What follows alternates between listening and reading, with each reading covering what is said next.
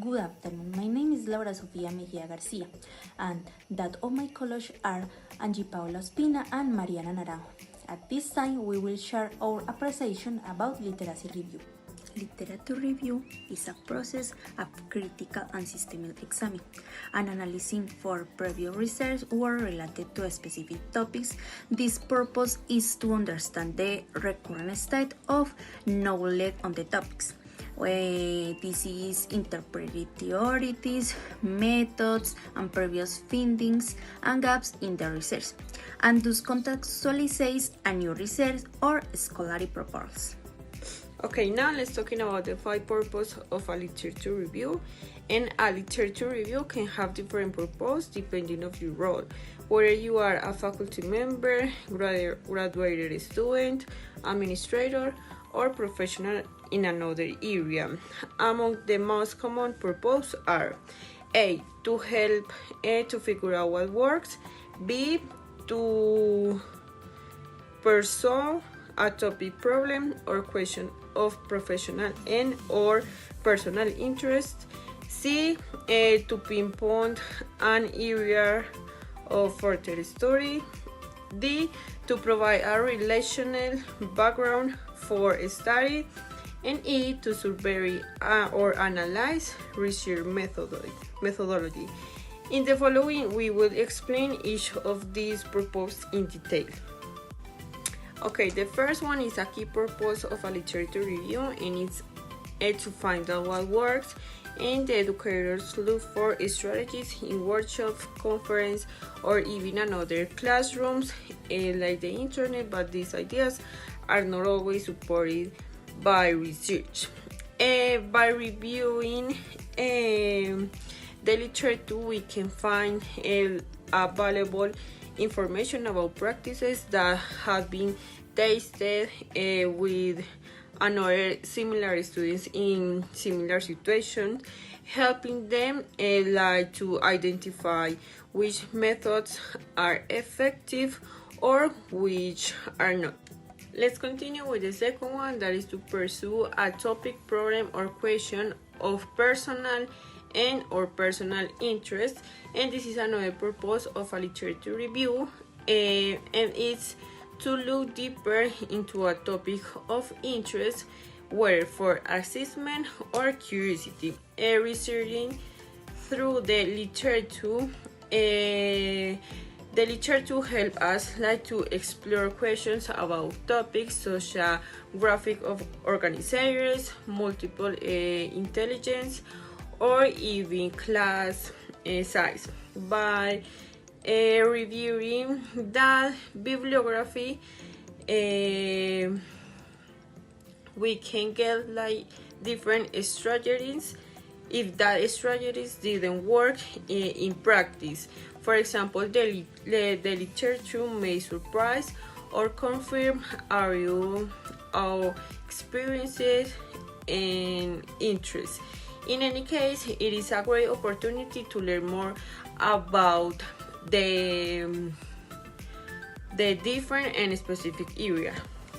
The third one is pinpoint an area of further study, and it's important to know that a literature review also helps to identify areas for future research. Like for example, by analyzing previous studies, you may discover that there is a little or no research on a specific topic. For example, if you look for information of how learning strategies affect states on the test scores, you may find that few direct studies, but many on learning strategies in this general.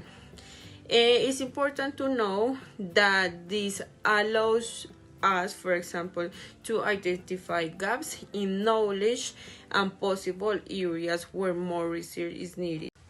The fourth is to provide a rational background for a study. And this is another purpose of a literature review, where is to justify and give context to a study.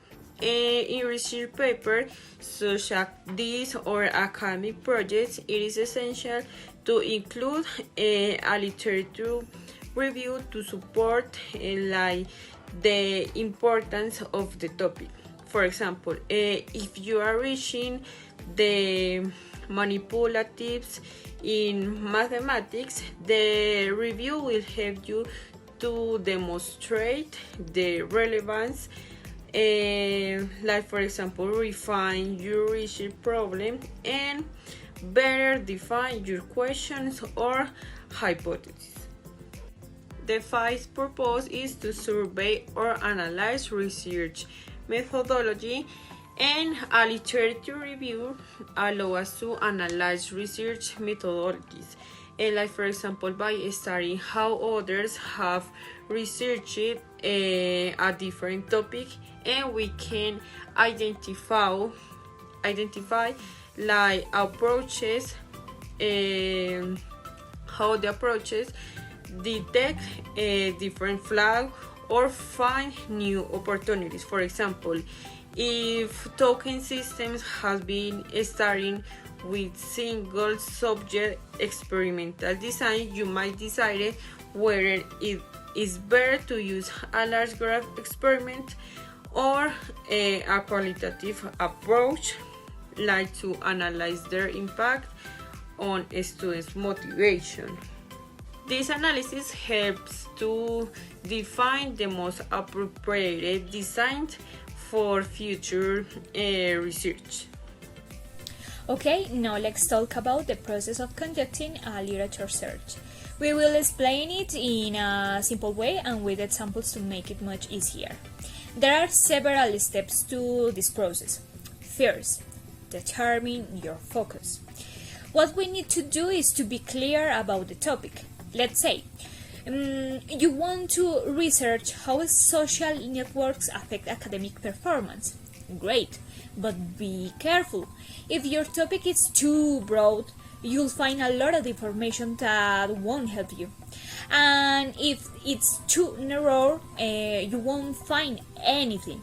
The more specific you are, the easier it will be to find relevant information. The second step is to decide what information is relevant and what is not. For example, if you're researching TikTok and the study, you don't need to read articles about how the app was created or its history. The third step is to choose the right words to search on the internet. Don't use long phrases like "how does TikTok affect students?" because you'll get millions of results. Instead, use keywords like TikTok, academic performance, attention, concentration. This will help you find what you need more quickly. Finally, the practical part: where to search. Of course, not everything can be found on Google. There are academic databases that can help you find articles such as ERIC, Google Scholar, and Cielo. And okay, that's all for today. Research doesn't have to be a problem. Just remember these steps and you'll find information easily. See you in a future video. Thanks for watching. Bye!